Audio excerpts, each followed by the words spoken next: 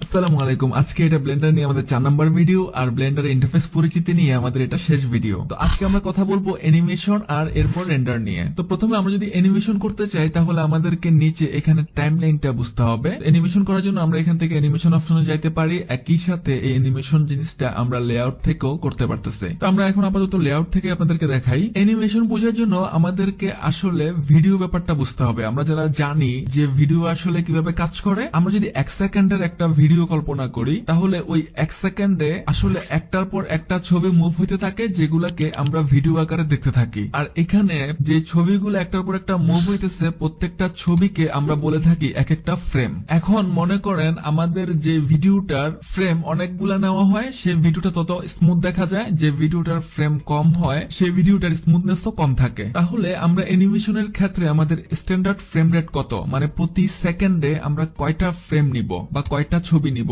আমরা জানি অ্যানিমেশনের জন্য স্ট্যান্ডার্ড ফ্রেম রেট ধরা হয় 24 এফপিএস। এফপিএস হচ্ছে ফ্রেম পার সেকেন্ড, মানে প্রতি সেকেন্ডে 24টা করে ফ্রেম। আমরা যে আজকে অ্যানিমেশন নিব সেটার জন্য আসলে কয়টা ফ্রেম নেওয়া আছে সেটা আমরা কোথা থেকে চেক করব। এই জন্য আমরা এখান থেকে আউটপুট প্রপার্টিসে চলে যাব। তো আউটপুট প্রপার্টিসে যাওয়ার পরে আমরা এখানে নিচে এখানে দেখতে পাচ্ছি যে ফ্রেম রেট 24 এফপিএস দেওয়া আছে। আমরা যদি এখানে ক্লিক করি, আপনারা এখানে দেখতে পাচ্ছেন যে 50 এফপিএস, 60 এফপিএস, 120 এফপিএস। আসলে যত বেশি পিস নেওয়া যায় অ্যানিমেশন তত স্মুথ হয়। তবে এখানে পিসির শক্তির ব্যাপার আছে, লোড নেওয়ার ক্ষমতার ব্যাপার আছে। তো আমরা স্ট্যান্ডার্ড যেহেতু 24 সেটাই রাখতেছি। এখন মনে করেন আমরা 10 সেকেন্ডের একটা অ্যানিমেশন তৈরি করব, তাহলে আমাদের সময় হচ্ছে 10 সেকেন্ড আর প্রতি সেকেন্ডে আমাদের ফ্রেম কয়টা, 24টা করে। তাহলে আমাদের কয়টা ফ্রেম লাগতেছে, 10 গুণ 24 সমান 240টা ফ্রেম লাগতেছে। এবার আমাদের টাইমলাইনের দিকে তাকান। এখানে এই যে এখানে 1 দেখতে পাচ্ছেন, এই একটা হচ্ছে একটা ফ্রেম। তারপরে যে 2 আছে, 2টা একটা ফ্রেম, 3 একটা ফ্রেম, 4 একটা ফ্রেম, 5 একটা ফ্রেম। মূলত এগুলো প্রত্যেকটা এক একটা ছবি,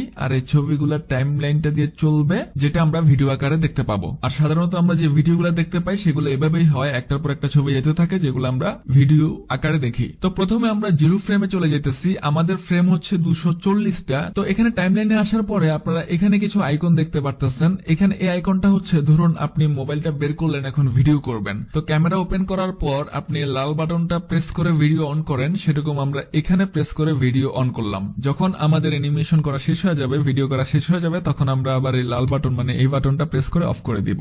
এটা হচ্ছে অটো কিং। এরপর এখানে কিছু অপশন দেখতে পারতেছি। এই পাশে প্রথমে রয়েছে স্টার্ট, এরপর রয়েছে ইন্ড। স্টার্ট আমাদের 1 নাম্বার ফ্রেম থেকে শুরু হবে, আর ইন্ড হচ্ছে আমাদের ফ্রেম কয়টা, যেহেতু আমরা 10 সেকেন্ডের ভিডিও করতেছি, প্রতি সেকেন্ডে 24টা ফ্রেম করে, তাহলে আমাদের 10 সেকেন্ডে লাগবে 240টা। তাহলে আমি এখানে 240 লিখে দিচ্ছি, বাইরে একটা ক্লিক করলে 240 নিয়ে নিবে। আর আপনি এখানে টাইমলাইনে দেখতে পারতেছেন যে আমাদের এই যে 240 পর্যন্ত কিন্তু সে সিলেক্ট করছে এই অংশটুকু, মানে স্টার্ট থেকে ইন পর্যন্ত মোট আমাদের কয়টা ফ্রেমে আমাদের কাজ হবে। আমাদের ভিডিও ডিউরেশন হবে 10 সেকেন্ড, ফ্রেম 0 থেকে 240 পর্যন্ত। আর এখানে যে অপশনটা আছে এটা হচ্ছে, মনে করেন আমি এখন 110 নম্বর ফ্রেমে আবার যেতে চাইতেছি, কারণ আমাদের 110 নম্বর ফ্রেমে কিছু কাজ করতে হবে। এই জন্য আমি এখানে সিলেক্ট করে যদি 110 লিখি, বাইরে একটা সিলেক্ট করলে দেখবেন যে 110 নম্বর ফ্রেমে কিন্তু সে চলে আসছে। আমি যদি আবার 0তে চলে যেতে চাই, 0 কিবোর্ড থেকে দিয়ে বাইরে একটা ক্লিক করলে যে 0তে চলে গেল। তো এখানে আপাতত তেমন কোনো অপশন নাই। তো এখন আসলে আমরা অ্যানিমেশনটা করব কিভাবে? তো এর জন্য আমরা একটা স্পেয়ার নিয়ে নেই, এটা সিলেক্ট করলাম, কিবোর্ড থেকে ডিলিট প্রেস করলাম, এরপর কিবোর্ড থেকে শিফট এ প্রেস করলাম, ম্যাচ থেকে আমরা এখান থেকে একটা ইউভি স্পেয়ার নিয়ে নিলাম। এটাকে স্মুথ করার জন্য মাউস থেকে রাইট ক্লিক করলাম, এখানে শেড স্মুথে ক্লিক করলাম, এটা স্মুথ হয়ে গেল। আমরা চাইতেছি যে আমাদের ফ্রেম যখন 1, সে তখন একটু উপরের দিকে উঠবে। আমাদের এটা একটা ধরুন বলটা একটু উপরের দিকে উঠবে, তাহলে কিবোর্ড থেকে জি প্রেস করলাম, যেহেতু উপরের দিকে তুলবো তাই জেড প্রেস করতেছি, হালকা একটু উপরে রেখে দিলাম। তাহলে আপনারা এখানে 1-এ দেখবেন যে একটা কি ফ্রেম কিন্তু নিয়ে নিছে। আমরা চাইতেছি যখন 20 ফ্রেমে আসবে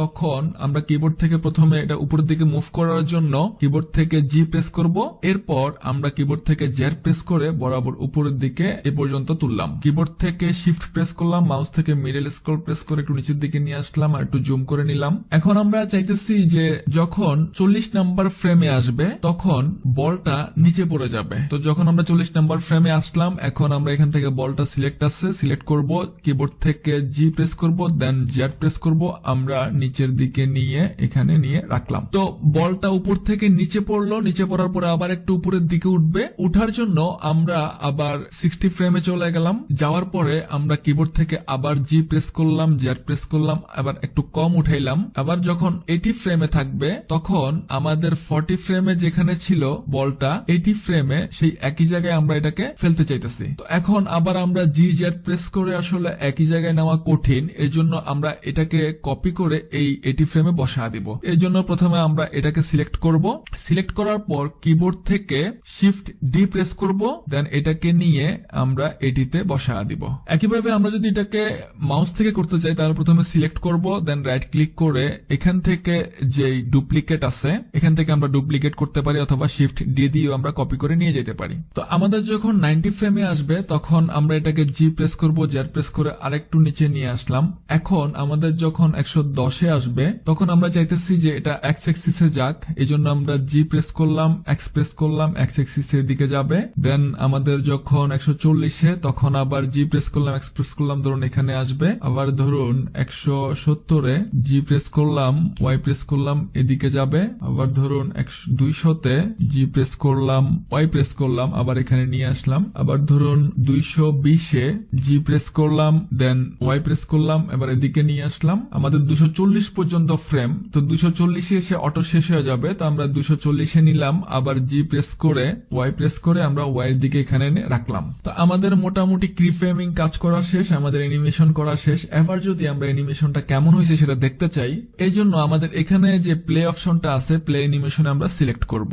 আমরা দেখতেছি উপরে পড়ছে, নিচে উপরে উঠে আবার নিচে নামছে, দেন ওইদিকে গেল, এরপর আসছে, আবার ওইদিকে গেল, আসছে, আবার এদিকে গেল, আসছে, আবার আমাদের অ্যানিমেশনটা শুরু হয়েছে। এভাবে প্রত্যেকটা কি ফ্রেমে আমরা কাজ করে করে আমাদের অ্যানিমেশন গুলা করতে পারি। এটা খুবই বেসিক একটা অ্যানিমেশন আপনাদেরকে দেখাইলাম, জাস্ট আপনারা বুঝলেন যে আসলে কি ফ্রেম গুলা কিভাবে কাজ করে, মানে আমরা যখন অ্যানিমেশন তৈরি করব তখন এটা কিভাবে কাজ করে তার একটা ধারণা দেওয়ার জন্য এই সিম্পল অ্যানিমেশনটা আমরা দেখাইলাম। তো আসলে আমরা যদি যখন অ্যানিমেশন হবে তখন এটা ক্যামেরাতে আসলে কেমন দেখাবে, আমরা তো যখন রেন্ডার দিব আমাদের অ্যানিমেশনটা তখন তো আসলে ক্যামেরাতে যে অংশটুকু দেখা যাচ্ছে সেটাই তো আমরা দেখতে পাবো। তো এই জন্য আমরা জিরোতে গেলাম। আমরা যদি ক্যামেরা ভিউতে চাইতে চাই, আপনারা জানেন কিবোর্ড থেকে জিরো প্রেস করব, দেন আমরা ক্যামেরা থেকে দেখতে পারবো। তো আমরা এখন যদি অ্যানিমেশনটা প্লে করি, আপনারা দেখতে পারতেছেন যে ক্যামেরা থেকে কিন্তু বাইরে চলে গেছে, ক্যামেরার ফ্রেমের বাইরে, আবার এদিকে ক্যামেরার ফ্রেমের বাইরে চলে গেল, ওইদিকেও ক্যামেরার ফ্রেমের বাইরে। এটার জন্য আমাদের অবজেক্টের সাথে ক্যামেরাকে ট্র্যাকিং করে দিতে হবে, সেটা আমরা ক্যামেরার অ্যাডভান্স টিউটোরিয়াল গুলোতে জানবো।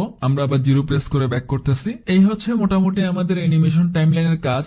এখন মনে করেন আমাদের ভিডিও করা শেষ, আমাদের রেকর্ড করা শেষ, এখন আমরা মোবাইলে যেরকম লাল বাটনটা প্রেস করে ভিডিও অফ করে দেই, তেমনি এখানে এই বাটনটা আমরা ক্লিকটা উঠিয়ে দিব, তাহলে আমাদের ভিডিও করা শেষ।